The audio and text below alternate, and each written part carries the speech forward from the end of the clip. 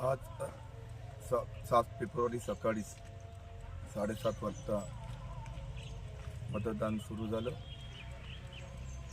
माझ्या स्वतःच्या मतदान केंद्रावरती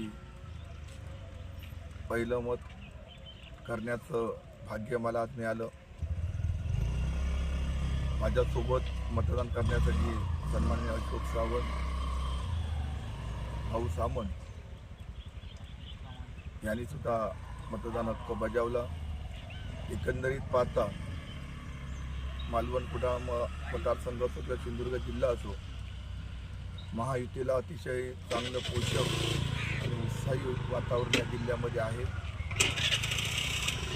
50 जिल्हा परिषद आणि 100 पंचायत समिती 100% यश यावेळी या सिंधुदुर्ग जिल्हा परिषदवरती महायुतीचा झेंडा फडकून महायुतीला मिळणार असं वातावरण संपूर्ण या जिल्ह्यामध्ये आहे. महाराष्ट्राचे माजी मुख्यमंत्री सन्माननीय राणेसाहेब, विद्यमान खासदार, तसेच भारतीय जनता पक्षाचे प्रदेशाध्यक्ष आदरणीय रवींद्र चव्हाण, या जिल्ह्याचे पालकमंत्री नितेशजी राणे, आमदार निलेशजी राणे, आमदार दीपक केसर यांच्या माध्यमातून ही महायुती झालेली होती. आणि ही महायुती झाल्यानंतर या जिल्ह्यामध्ये अतिशय पोषक महायुतीला वातावरण निर्माण झालं.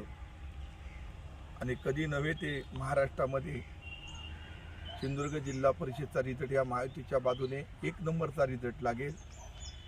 एक आगळा वेगळा विक्रम या जिल्ह्यामध्ये होईल महाराष्ट्रामध्ये. अशा प्रकारचं सर्व महायुतीच्या पदाधिकारी कार्यकर्ते यांनी काम केलेलं आहे.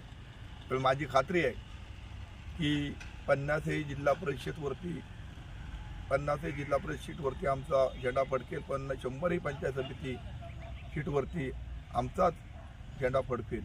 त्यामुळे विरोधक या ठिकाणी राहिलेले नाहीत आणि खऱ्या विकासाच्या बाजूने महायुती गतिमान सरकार म्हणून आज महाराष्ट्रामध्ये देवेंद्रजी फडणवीस शिंदे साहेबांच्या माध्यमातून हे सरकार चाललेलं आहे आणि विकास होताना लोकांना पाहायला मिळतो आहे.